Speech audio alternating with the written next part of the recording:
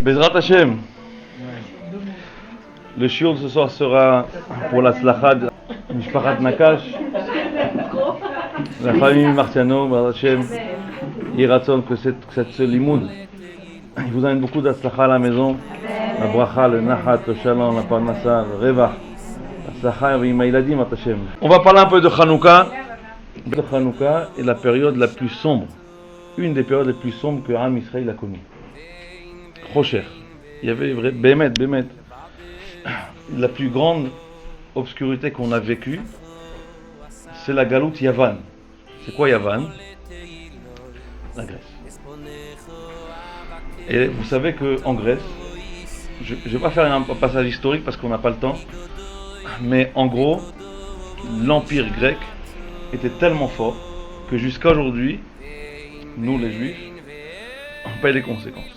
Il y avait deux grandes villes, Sparte et Athènes. À Athènes, les plus grands philosophes, Aristote, Socrate, Platon, tous les philosophes que jusqu'à aujourd'hui, à Yavne, à Maïmonide, dans toutes les écoles juives, en terminale, on les apprend tous, alors qu'ils étaient... c'est un autre sujet. Là-bas, c'était une ville où il n'y avait que des gens intelligents, des philosophes. Il y avait une autre ville qui s'appelait Sparte. Sparte, là-bas, il y avait des malades, des fous furieux, mais physiques. De là, le mot sport est venu de la ville de Sparte. Là-bas, c'était les JO tout le temps. Et c'était surtout, il n'y a pas d'école là-bas. Là-bas, c'était l'école de la guerre. L'école militaire obligatoire depuis l'âge de 6 ans. On apprend la guerre, on apprend à se battre, c'est que du sport. D'ailleurs, le football, tous les jeux qu'on voit aujourd'hui, ça vient de Sparte. L'empire grec, ne voulait pas détruire les Juifs, comme Nebuchadnezzar ou comme Hitler ou comme Ishmaël aujourd'hui. Il voulait simplement qu'on devienne comme eux. Habille-toi comme eux, fais du sport comme eux, la culture comme eux, la philosophe comme eux. Il voulait rien d'autre. Tant qu'on faisait comme eux, on se comportait comme eux, à Kol Beseder. Quand dans la Torah on parle de l'obscurité à Bereshit, Vechoshech al pene tehom, l'oto vavohu, là-bas nos sages nous disent ça c'est Yavan. Okay. Maintenant aussi à Sparte on avait la culture du corps, la beauté du corps, les muscles. Tout ce qui est aujourd'hui, tout ce qu'on voit aujourd'hui, ça vient de là-bas. D'accord? Maintenant, pourquoi c'était une période difficile pour l'âme Israël? Parce que derrière ces lumières qu'on va allumer là dans 3 semaines et quelques, derrière ces bougies, il y a beaucoup de malheur. Derrière ces bougies, il y a des crimes. Il y a du tsar, il y a de la honte, il y a de la misère. Voilà les bougies de Hanouka. Qu'est-ce qu'il y a derrière ces bougies-là? Par exemple, tout le monde connaît ici la pauvre Hana. Pas Hana, la mère de Shmuel.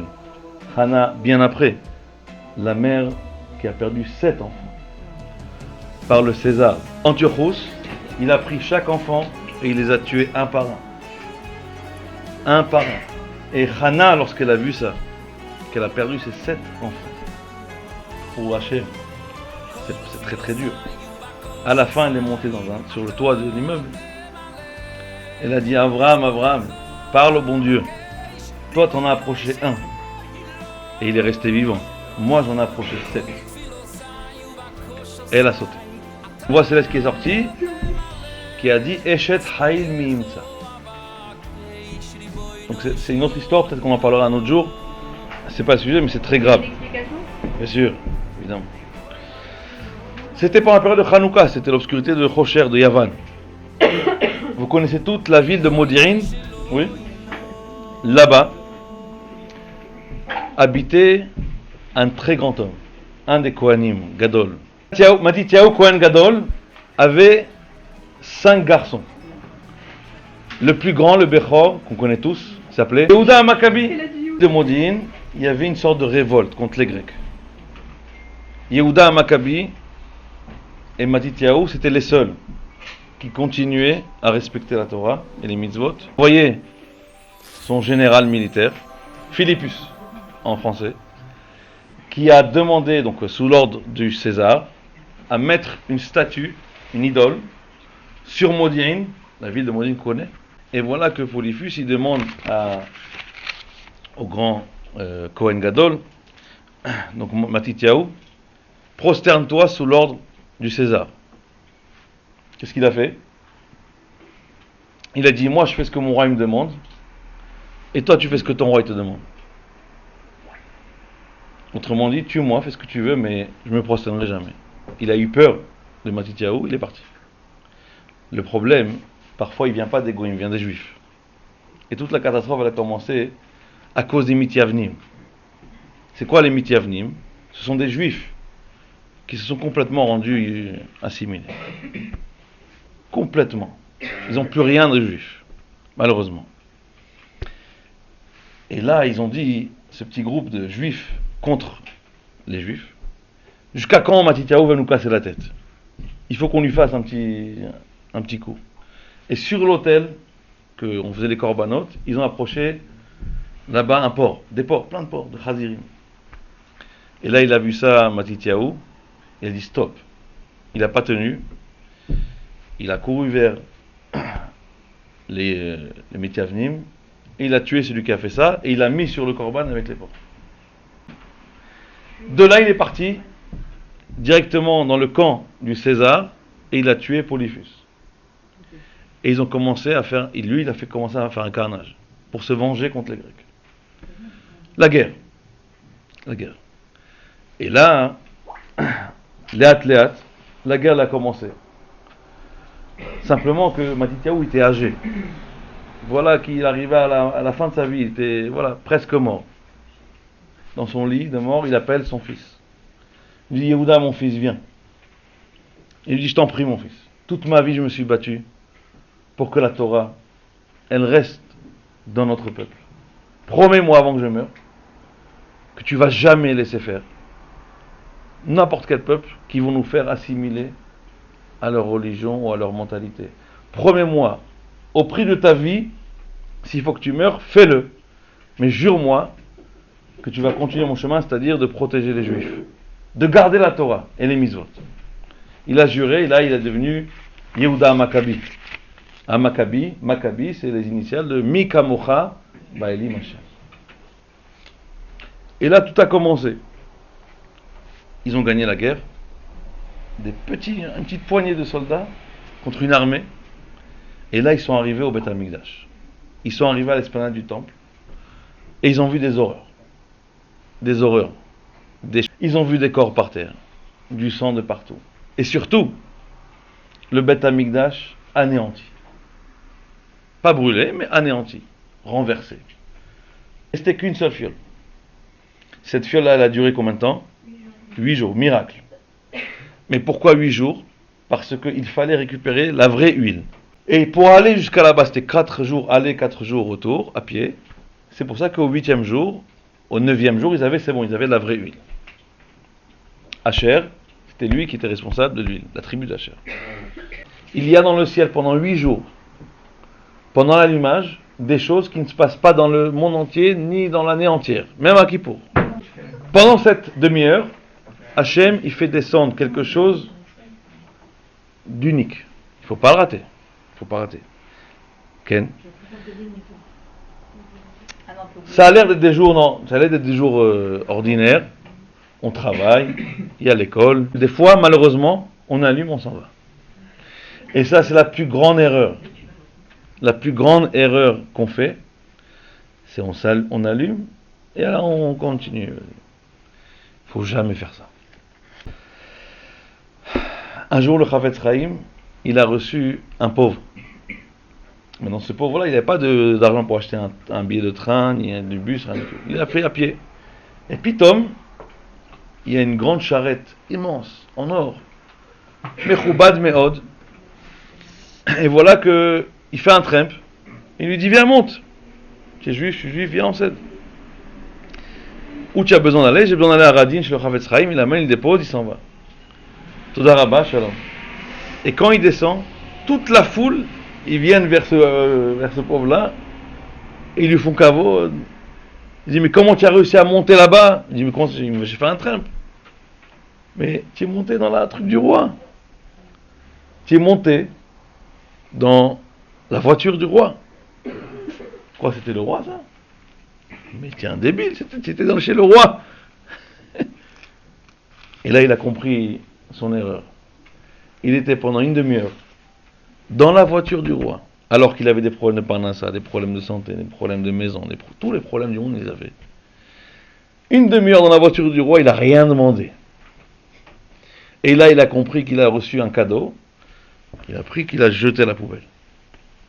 Allumer la Hanoukia et partir juste après, c'est de dire, je suis dans la voiture du roi, je m'en vais, shalom. Toutes les demandes, c'est le moment ou jamais. C'est pas le moment où partir. Il dit le Chavetz Chaim, celui qui allume la Hanoukia et qui part, il ressemble à ce pauvre-là. Tu as pris la force du roi et tu l'as jeté. La demi-heure de Hanouka, c'est la voiture du roi. Tu es monté, ça a été dedans. Okay. Donc, cette demi-heure-là, c'est le moment ou jamais.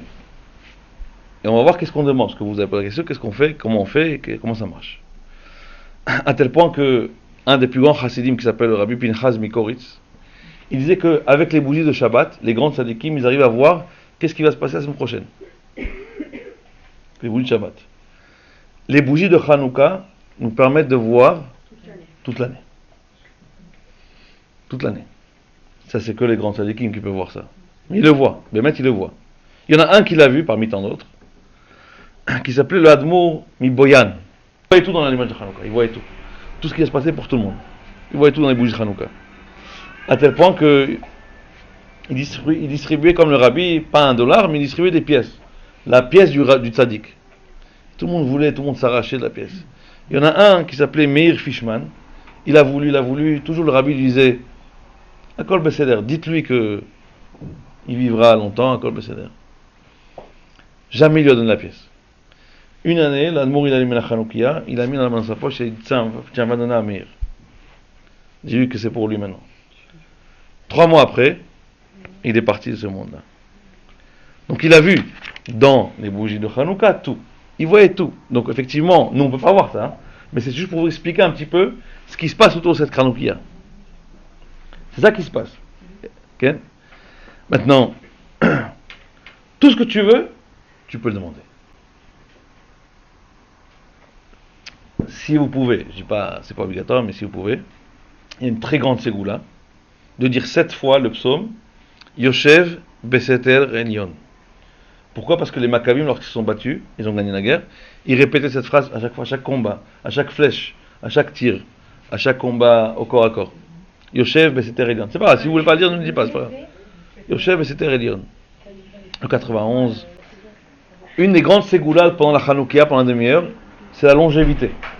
Si vous avez des parents, des grands-parents, ou même nous, nos enfants, c'est très très fort, la force de longévité qu'il y a là-bas, elle est énorme.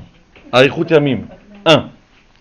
2, la très très grande ségoula de Hanouka, Zera Bar Kayama. Pour ceux qui n'ont pas d'enfants, malheureusement, il y en a beaucoup. Ou si vous avez des copains, des copines, des cousins qui n'arrivent pas, ou si vous voulez, etc., pour avoir une continuité. Alors effectivement, c'est le moment jamais. Troisième chose, et là c'est très important, Chinour. Banim Tzadikim. Et c'est ça, à mon avis, le plus important que la longévité et que tout le reste.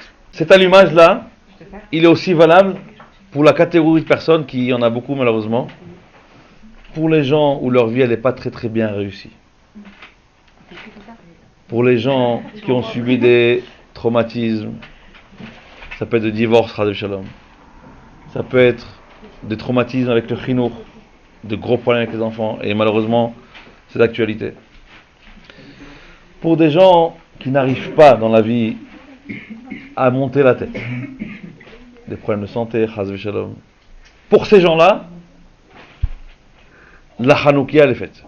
Il y avait une fois un machal très très beau, racontez-le, je vous en prie, soit à de Shabbat, ce que vous allez oublier d'ici là, ou si vous regardez le shiur sur la chaîne, racontez-le, c'est très très très sympa. Une fois, il y avait un pauvre qui voulait absolument cherchait son mazal, il ne trouvait pas. Misken, misken. Il cherche, il cherche. Voilà que il rencontre un arbre. Vous savez, les arbres pendant l'hiver, ils sont morts. Ils sont morts. Il n'y a plus de plantes, il n'y a plus de feuilles, tout est sec. Il dit, tu vas où comme ça? Et le pauvre lui dit, je vais chez le roi du mazal, à Sahara Mazal, pour arranger mon mazal. Il dit, je t'en prie. L'arbre lui dit, je t'en prie. Tu peux pas mettre un petit mot pour moi? Parle-lui de moi. Parce que je suis en train de mourir. On ne peut plus. Jette-lui un petit mot pour moi, de ma part. Qu'est-ce que je dois faire? Non, il n'y a pas de problème, je m'en occupe. Il note sur un petit papier pour pas oublier. Il fait encore quelques kilomètres et là il rencontre une princesse, bien habillée, mais en train de pleurer, en train de déprimer. Et la princesse, la pauvre, Cendrillon, elle est là. Elle est là. Elle dit, purée, personne ne veut se marier avec moi. Personne ne veut de moi. Tous les fils de rois, c'est tous des gaves tanim. Ils sont insupportables. Personne ne veut se marier avec moi. Je t'en prie, parle au Sahara Mazal, qu'il fasse quelque chose pour moi, pour mon mariage, pour mon zivou, quelque chose. Il t'inquiète pas, je note, je m'en occupe. Et il marche. Et là, il voit un lion. Et ce lion, il dit, où tu vas? Okay. Un lion qui tousse, qui a une toux, qui a la grippe. Et il dit, tu peux parler, je t'en prie, au Sahara Mazal, parle-lui, qu'il fasse quelque chose pour moi, jette-lui un petit mot, quand même. Ah, pas de problème, je m'en occupe. Bah, sauf il arrive, là-bas, dans le ministère du Mazal, il rencontre le Sar du Mazal, le ministre du Mazal, Ken. Et ce pauvre-là, Misken, tellement Misken, il a parlé de tout le monde, et il s'est oublié, il est parti, parce qu'il s'était chronométré le temps, je ne peux pas rester là-bas. Il a parlé du lion, il a parlé de la truc. Il est parti, il a complètement zappé. C'est le problème à lui. Et voilà dans le chemin retour, qui c'est qu'il rencontre? L'arbre. Il dit alors, tu l'as vu, tu l'as parlé? Il dit écoute, il m'a dit le Sahara Mazal, que t'inquiète pas, tes racines elles sont mauvaises, il n'y a pas de fruits parce que sous tes racines il y a un trésor. Plein d'argent. Le jour où un homme il viendra et il enlèvera ce truc, tes racines elles pourront bien s'imprégner dans la terre et tu pourras sortir des fruits magnifiques. Et là l'arbre lui dit, je t'en prie, fais-moi une faveur. Prends une pelle, libère-moi. Il dit écoute, j'ai pas le temps. Je suis en train de chercher mon mazal, j'ai pas que ça à faire. Peut-être un jour je reviendrai, mais là je cherche mon mazal. Et là il continue, qui c'est qui voit? La princesse. Il dit alors tu l'as parlé au Sahara Mazal? Je dis oui. Il m'a dit que ne t'inquiète pas. Il n'y a pas que les fils des rois qui sont pour toi. N'importe quel homme, si tu l'aimes, s'il est gentil, c'est des bonnes midotes, même s'il est pauvre, marie-toi avec lui. Elle dit écoute, là je peux pas, j'ai pas le temps. Je cherche mon mazal. Mazal, c'est-à-dire la réussite. Pas mazal, une femme. Je peux pas, j'ai pas le temps de chercher mon mazal. Peut-être je chercherai un chidour, mais j'ai pas le temps, je peux pas. Et à la fin, qui c'est qui rencontre? Le lion. Il dit t'inquiète pas, le Sahara Mazal il m'a donné la solution. Il m'a dit que ta seule guérison, ça sera lorsque tu mangeras un cervelet ou un cerveau d'homme. Là, le larier, il est venu, il a esquinté, il a pris, il a mangé. Tara photo. Regardez bien. En fait, la vie, c'est ça. Les opportunités, il faut les prendre. Parce qu'une fois qu'elle est partie, c'est fini. Les opportunités de dire un compliment à son conjoint ou à son fils, il ne mérite pas parce qu'hier il ne m'a pas aidé à jeter la poubelle. Quand il méritera, je lui donnerai. C'est maintenant. Parce qu'il n'a pas deux opportunités. Ne dis pas, je vais attendre son anniversaire pour lui dire que je l'aime ou faire un cadeau tout de suite. N'attends pas les opportunités dans la vie. Il y a des gens, ils attendent le mois d'août pour se reposer. Mais tu vois très bien que ça ne marche pas ton truc. Tu vois très bien que tu dépenses 30 000 balles et que rentre fatigué, il n'y a plus de shalom bayit et les enfants ils t'ont ruiné ta vie. Si tu attends le mois d'août pour aller en vacances, tu seras toujours en prison. Parce que les vacances c'est là, dans la tête. N'attends pas une opportunité pour être heureux dans ta vie, parce qu'elle ne viendra pas. Il me dit, quand je serai plus vieille avec les enfants, ils seront grands, alors je pourrai sortir avec mon mari. Quand je serai à la retraite, je voyagerai. Les amis, n'attendez pas les opportunités. La vie, c'est une opportunité. Celui qui attend une opportunité pour la saisir, c'est qu'il n'en aura jamais.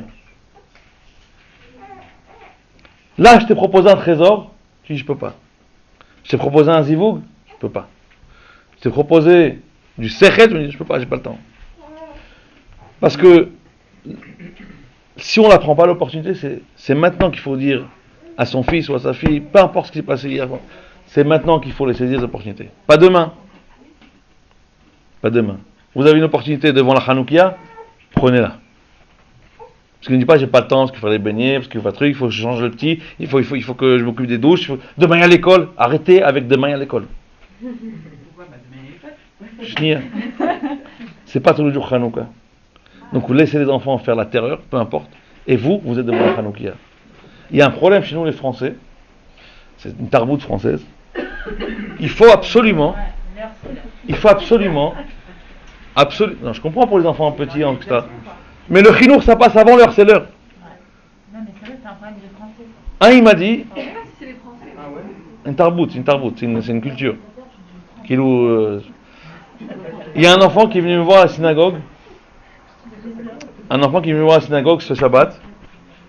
Et j'ai donné cours pour les hommes jeudi soir dernier. Une fois par mois, il y a un cours pour les hommes jeudi soir. Et il m'a chopé, il était avec son père, il sortait de la synagogue. Il m'a dit, je voulais venir jeudi soir avec mon père. Mais j'ai pas pu venir au Shiur Torah. Il n'a pas 5 ans, il n'a pas 4 ans. Il a, je sais pas quel âge, 11 peut-être, je sais pas. Il est grand.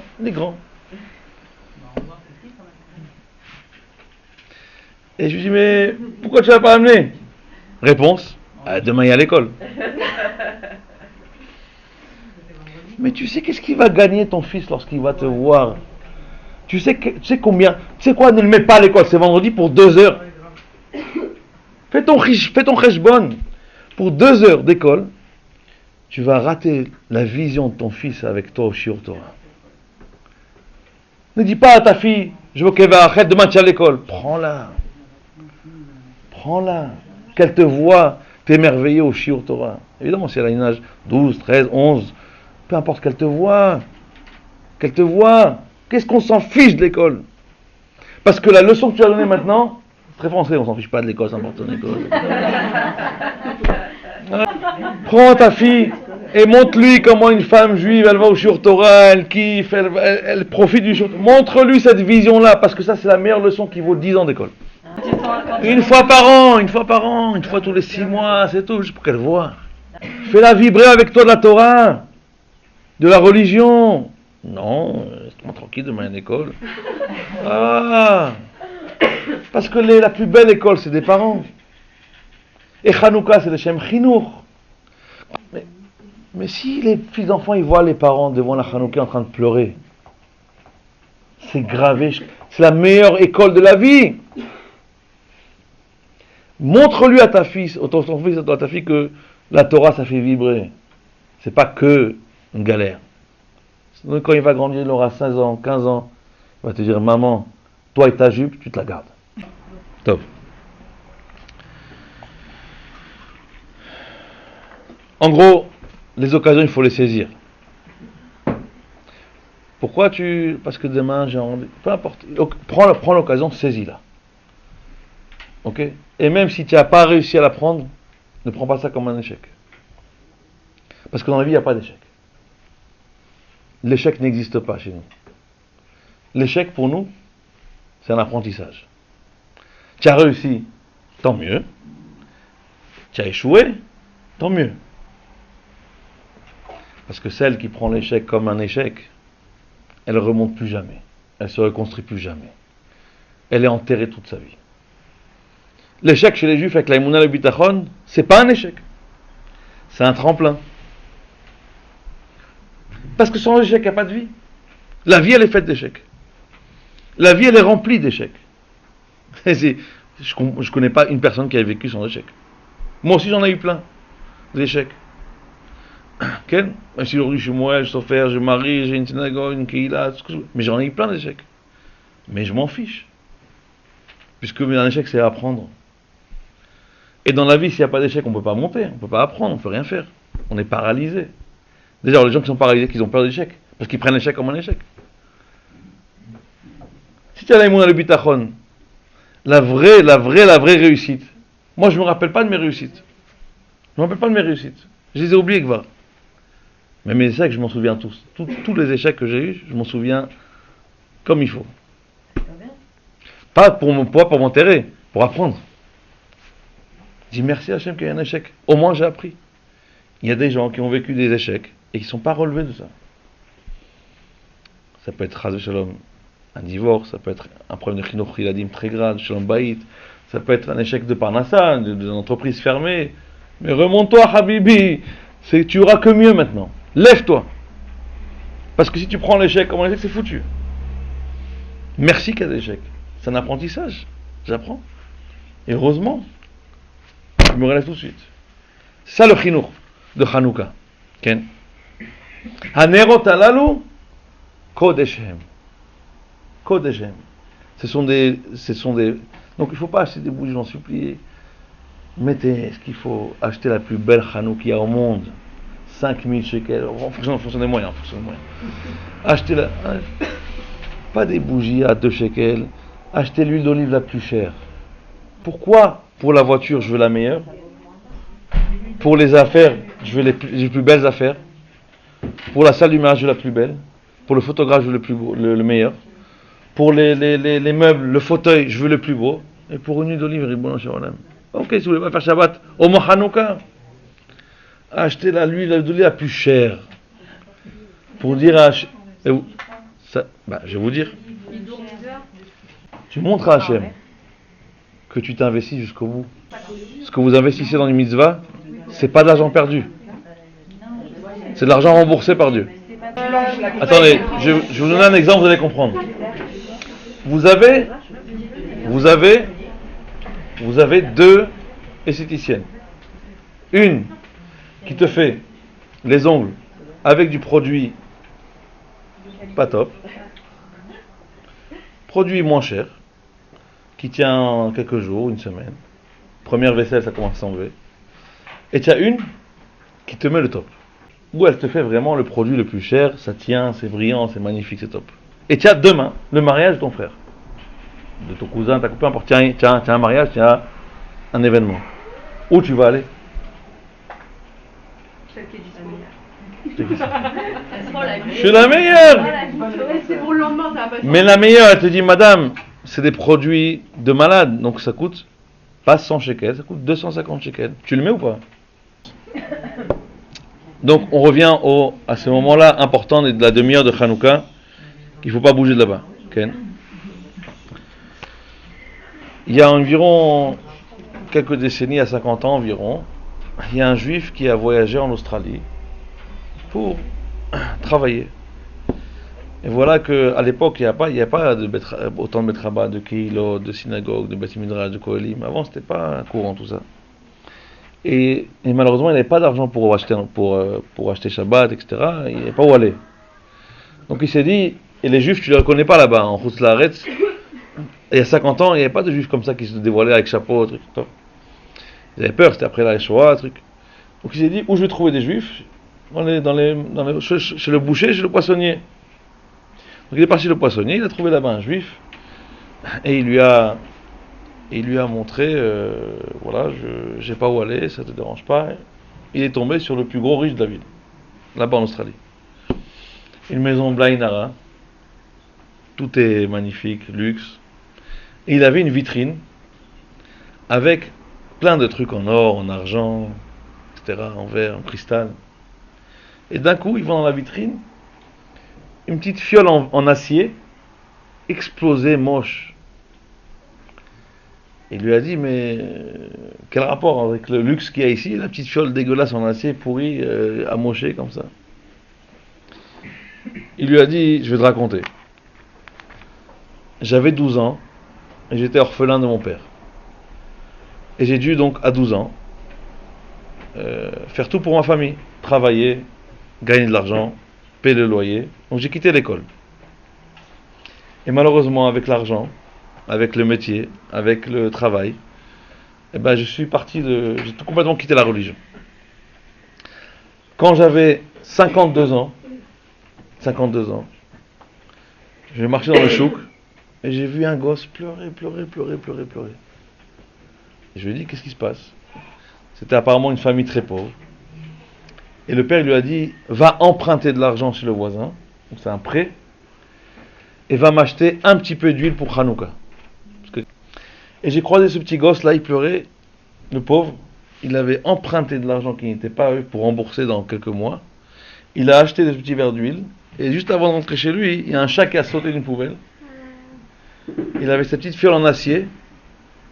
Et il est tombé, il a tout fait renverser. Il a écrasé le truc avec ses chaussures. Il a commencé à pleurer. Comment je vais rentrer chez mon père sans huile? Comment je vais rentrer chez mon père sans huile? Il va se faire défoncer le gosse. Argent emprunté, il n'y a pas d'huile. Comment tu vas faire? Et le gosse il pleurait, comment je vais rentrer chez mon père sans huile? Et le type il avait 52 ans, ce riche là, et ça l'a transpercé la tête et le cœur. Comment je vais rentrer chez mon père sans huile? Lui ça fait 40 ans qu'il fait pas Hanouka, il n'y a pas d'huile, pas de lumière, rien, voilà. Okay. Et il s'est dit, comment je vais rentrer dans le monde futur sans huile? Chez mon père, la maison chez Bachamaïm, sans huile. Et ça lui a fait un travail dans le cœur, il était bouleversé. Il a dit, tiens, prends l'argent, on va t'acheter à ton père truc. Mais je t'en prie, donne-moi ce truc cassé, va t'acheter un nouveau, laisse-moi. Et tu vois dans ma vitrine, le plus bel élément, c'est cette petite fiole en acier esquintée, parce que c'est grâce à elle que je suis revenu à la vie. Vous voyez que la force de Hanouka, c'est pas stam une fête de beignets, c'est une fête où le miracle de Hanouka, il descend vraiment. Il y a quelque chose qui descend qui est incroyable. Une fois que vous avez fini de prier, de demander, de parler, demandez tout ce que vous voulez, etc. Une fois que vous demandez, à la fin, avant de quitter la Hanoukia, les Odot, ou les Hallel, ou les Shaber. Il faut bien comprendre, la chose la plus difficile à remercier, c'est quoi? Sur le mal. Le mal, il n'y a pas de mal. Sur ce qui va pas, quoi. Le mal n'existe pas dans le monde. Oui, sur le mal à nos yeux. En ra ba'olam. Les épreuves. C'est ce qu'on n'a pas. Et là, c'est le moment. Tu dis, Ribono Shalom, Nachon, je t'ai demandé un mari qui est moins bouché que ça. Je t'ai demandé Nachon, je t'ai demandé un Shalom Bayit. Je t'ai demandé les enfants qui écoutent. Je t'ai demandé la tzlacha dans les études. Là. Je t'ai demandé plein de choses pendant cette demi-heure. Nachon, c'est vrai, je t'ai demandé plein de choses pendant une demi-heure. Je t'ai fait un paquet. Mais là, je te remercie pour ce que j'ai. Et surtout, pour ce que j'ai pas réussi à avoir. Quelqu'un qui arrive à cette grandeur-là, c'est incroyable. Parce que ça, c'est le plus difficile. En fait, plus c'est difficile de remercier, plus Hachem il prend ce merci, il fait un korban, il fait un sacrifice. Pour finir, une petite anecdote. Il y avait une fois un très grand riche aux États-Unis, un homme d'affaires.